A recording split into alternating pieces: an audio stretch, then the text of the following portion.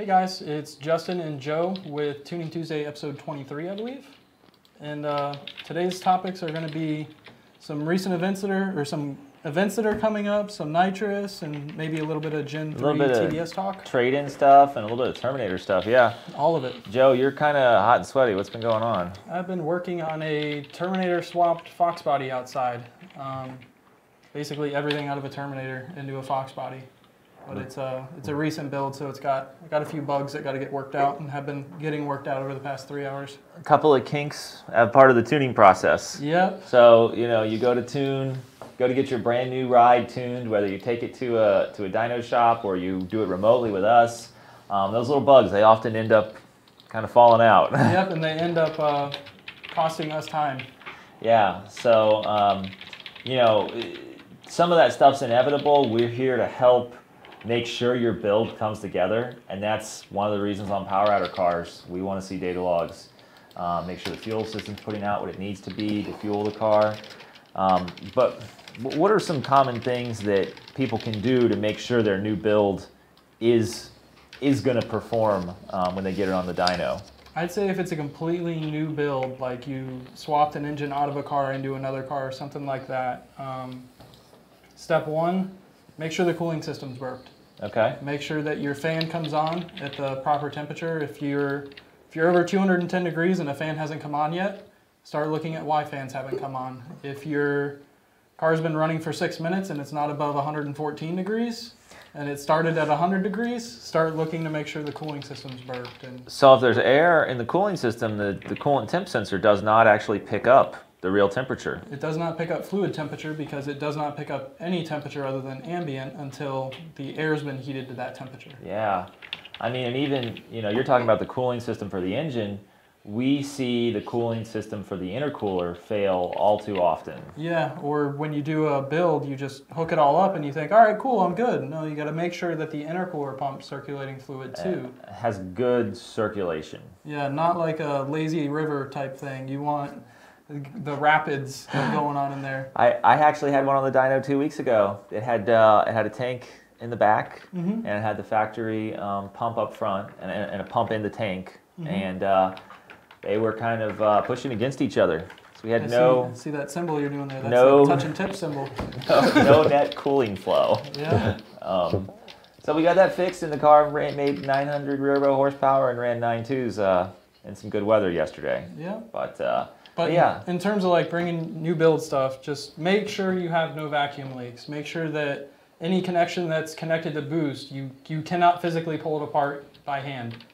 Obviously not Hulk strength, but within reason, cannot pull it apart by hand, because if it's a boost connection, you're running 22 pounds of boost, and you can do this with your hand. Guess what the boost is going to do the second the boost hits? That's going to blow it right off. And if it's on your fuel pressure regulator, you can have a really bad time. Yeah, cars go from about 12 to 1 to 14 to 1 when they lose the reference to the regulator or the fuel pressure sensor. Seen that happen too many times. Yeah. So yeah, just little stuff to make your tuning process go more smoothly. Are we getting any questions in yet? They're starting to. James Sluter says he wants to thank Justin for giving me a call last Thursday, looking to switch. I forgot you're sitting here, John. Right. Sorry. He's looking forward to switching tuning companies, and us, VMP and Justin, is the only company that has ever gotten back to him with any kind of reply, especially a personal reply. Hey, well, thank you for noticing that, and thanks for giving props to us for that. We do our best to do stuff like yeah, that. I mean, we enjoy what we do. We know we can deliver you a quality product, so we have no problem talking about it. Same person. James also says Joe answered all of his questions and gave him the information that he was looking for. So again, thank you so much, Joe. Nice, no problem. And just to clarify, there are 2 Joes here now. So you got to look at that when you're getting responses. They may not be for me. Oh, there's a Joe with a Y. Yeah, there's a Joe with a Y and a Joe with an E. So the other Joe is a new guy in the sales department. His name's Joey Camacho, and then I'm Joe Goodenough. But just for the sake of clarity there. So one of the things we were going to touch on, and Chris, do you have a graphic for this? We've got some big honking nitrous bottles out in the shop, We're open, so you can always stop by and get a bottle filled. And put a mother bottle in it. 2 big bottles, stat. Here? Yeah. Me, Joe, and Donnie are going to be at Shelby Fest on Thursday. We'll be up there every and we're going to enjoy the show. My Fest this weekend. Nice. Really bringing Fest is a big car show crowd, so parachute on the back. Many higher horsepower. Shelby and the discount you get. That and it, I want to say that would depend entirely upon geographical location to another dealer. Yeah. If you're 5 miles down the road from another dealer, can we tune for E54? Yes. I want you to be able to measure ethanol content on a consistent basis, because going down in ethanol content isn't too bad, but if I tune you for E54 and you fill up with E74, then that can be bad. And in terms of power on 91 over what he's making stock, you're probably looking at a 380 to 400 wheel car stock, and you'll be looking at a car that's going to make, depending on which kit you go with, what pulley size, and how good the chocolate milk is, you're looking at a 550 to 600 wheel. Yeah, I'd say so. And I mean, like, the thing to remember with 91 is that you're not going to get the 93 power numbers that we get on the East Coast. You know, it's going to be down, what, 20 to 30 rear wheel? At least, we can't run as much timing because it'll knock. But it's still completely tunable. There's no reason not to supercharge or modify your car. Just, you know, don't expect those crazy numbers. Exactly. And I mean, Ford's cars, they all run on 91. They just make a little bit less power on 91. I mean, I remember the 2013 GT500, Ford had a little disclaimer that the advertised horsepower numbers were on 93 octane. Nice. All right, Ellered 4.9 wants to know, why don't we offer flex fuel tunes? Are they unsafe for long-term bolt-on cars? Thanks. They're not necessarily unsafe. We just prefer to do things all or nothing. So you're either running E85 or you aren't. And that's kind of like doing things like that. All right, Lockdown 100 says, second on the Nathan Hart question. And on Ellen's 4.9 question. Oh, I'm sorry, and the question that we just asked. They both are asking the same questions that I was going to ask, meaning the flex fuel. Okay, that's not even really a question, is it? No, it's just a statement. All right, Peyton wants to know, so again, revisiting the F-150 thing, can the Ford control pack for 15 to 17 Mustangs be made to work with the 15-17 F-150 engine in a swap? So can the firing order be changed in the control pack to work with the F-150 firing order? We do not absolutely know for certain. Until we test it and know for a fact that it works, we're not going to tell you either way.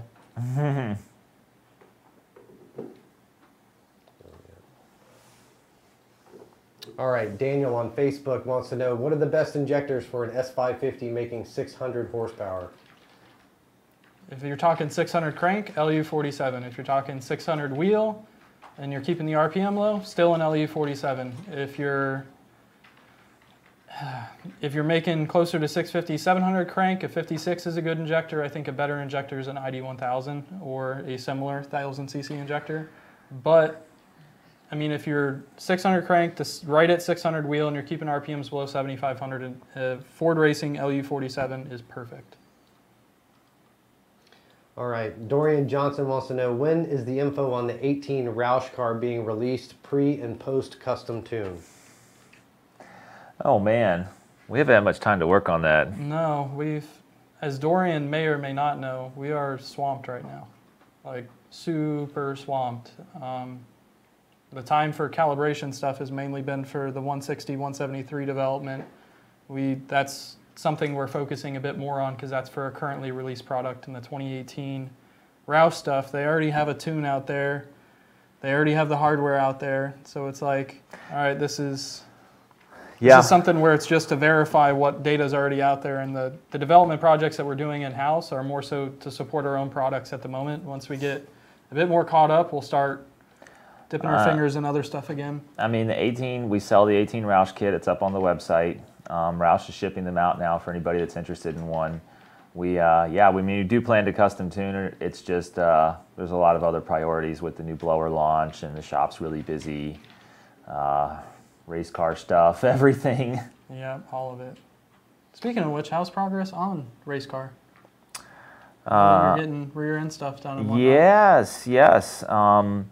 Rebecca picked out a standalone ECU for the car, so she can talk more about that on Burnout Box. But it's coming along slowly as those things go. Yeah.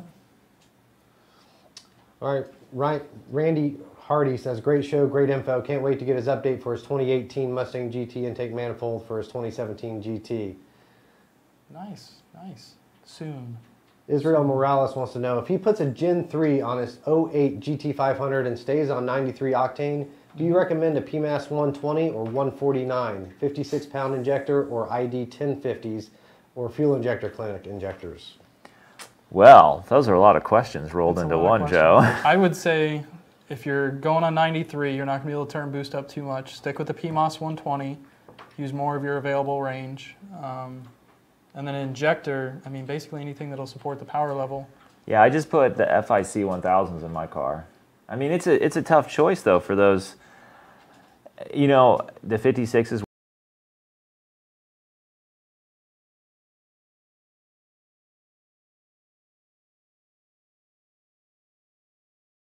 Work really good on GT500, and we use them in the Coyote too. But if you're putting a Gen 3 on, you're going to crank up the boost at some point. Yeah, you want to have a good injector in there. And from what we've seen, the ID is, both from a price and a outward appearance standpoint, definitely we'll say the king of the bucket right now.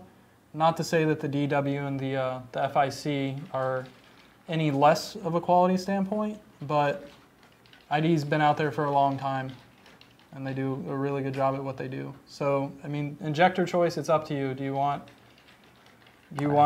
a... I think it's maybe more of a size question for him at this point. Yeah, and if you're on 93, the 56 will probably get you just there, depending on what pulley you're going with. If you want some headroom for room to grow in the future, definitely put a 1000cc injector in the car. Big squirters. Big squirters. All right, Merlin Billet writes atomizers. Merlin writes and he wants to know, what do I have to do to run breathers on 11 through 14 GT? Why do you want to run breathers? Oh, man. You got to delete both sides, and you got to cap off all connections to the intake manifold and the cold air intake. Don't run a breather on one side and no breather on the other, or vice versa. If you're running breathers, no connections to intake manifold or the cold air intake tube. If you do have connections, it's a big vacuum leak. Yep. All right, Michael writes in, do you guys see benefits upgrading to the 1314 GT500 intercooler pump on the older GT500s or other intercooled positive displacement blowers? Remember we were talking about strong stream versus weak stream earlier? Mm-hmm. It's got a strong stream. Yep. Now, when you do that, do you want to see an intercooler reservoir bypass like the 1314s run? Or do you see a lot of issues with aeration going through? So, it's interesting. If you have a lot of radiator fluid in there, your car will foam. Mm-hmm. But if you've got like more of like a water wetter mix or something like that, it doesn't seem to foam real bad. Okay, so if you're going to be running we'll call it 50-50 coolant mixture, you may want to consider running a bypass setup, which is basically a T to the reservoir where it almost bypasses the reservoir. That's one exception to our weak stream versus strong stream argument. 1314 GT500 have a bypass built in because of that higher flowing pump. So you don't see a whole lot of flow in the reservoir until you pinch off the bypass. But to answer his original question, what do we think about the bigger pump? Yeah. I mean, if you're going to run your car hard, by all means put a 1314 pump in it. If you're running like 20 pounds of boost and you're running that puppy hard.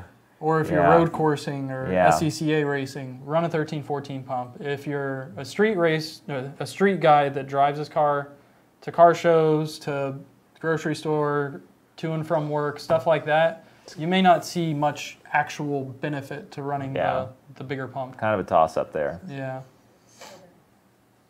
All right, David Ray wants to know, at what point on his S550 will he need a fuel pump booster? Can I run an 82 millimeter without one on 94 octane? Oh, man. If you're keeping the the RPM down below 7,500, you'll probably be okay without a booster. If your pump is even somewhat weak, you're going to start losing fuel pressure at watt towards the top. Level, that's kind of a big determining factor too. If you're near sea level, like say you lived in the southeast by the coast, kind of like we do, you'll probably benefit from having a booster. I mean,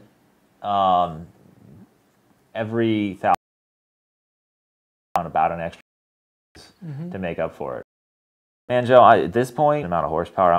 Every Phase 2 kit Roush has ever put out, or Phase 3 kit, and Phase 2 and Phase 3 now, I think. yeah, they all get boosters. Yeah, because those pumps, they get some miles on them, even like 5,000 or 10,000 miles, they just don't put out the same.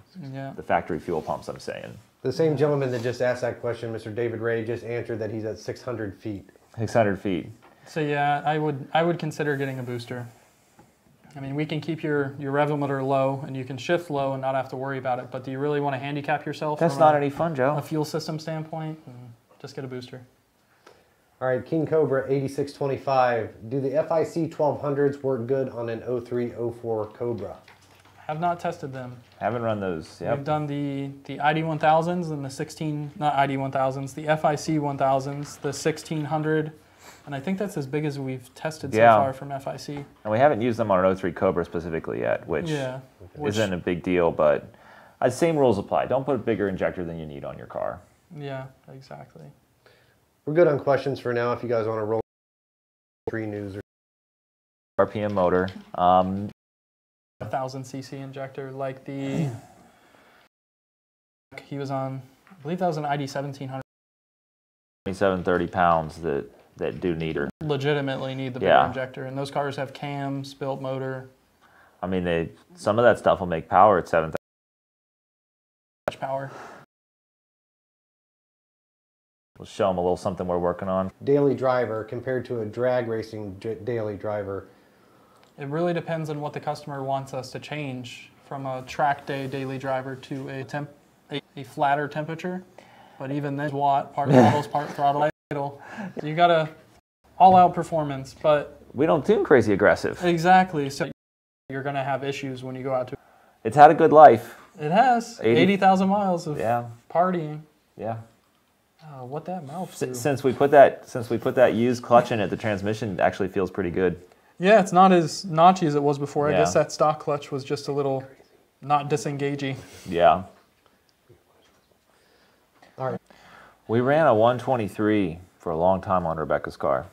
Even with the bigger throttle body, car was always tuned for a 123. We always had one. We just did it. Just made it work. Yeah, and we've actually got adapter couplings now. They just came in for the VMP throttle bodies that adapt it from 5 3/4, which is what the new VMP throttle bodies are, down to 5.5 or 5-inch. So basically the 123 and 148s of the world. And that's for a variance pushing high horsepower. It's on a 4.